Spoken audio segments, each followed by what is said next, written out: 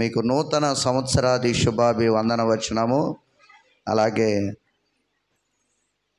స్థానిక సంఘ బిడ్డలందరికీ కూడా, అలాగే పెద్దలకు కూడా నా ప్రత్యేకమైన శుభాభివందన నూతన వత్సర శుభాకాంక్షలు తెలియజేస్తున్నాను. ఈరోజు మనం నేర్చుకునే అంశం, ఈ సంవత్సరం కూడా ఉండనిమ్ము అనే అంశమును మనం నేర్చుకుందాం. దైవ వాక్యంలో నుంచి, వేద భాగంలో నుంచి మనము మూలవాక్యముగా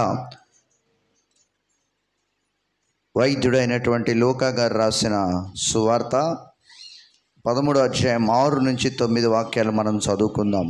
మరియు ఆయన వారితో ఈ ఉపమానం చెప్పెను. ఒక మనుషుని ద్రాక్ష తోటలో అంజూరపు చెట్టు ఒకటి నాటబడి ఉండెను.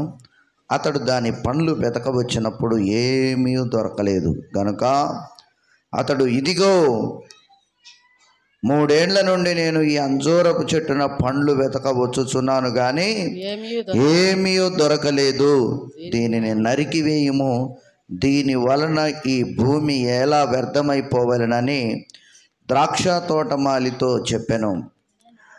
అయితే వాడు, అయ్యా, నేను దాని చుట్టూ త్రవ్వి ఎరువు వేయు మటుకు ఈ సంవత్సరం కూడా ఉండనిమ్ము, అది ఫలించినా సరే, లేని ఎడల నరికించి వేయుమని అతనితో చెప్పాడు.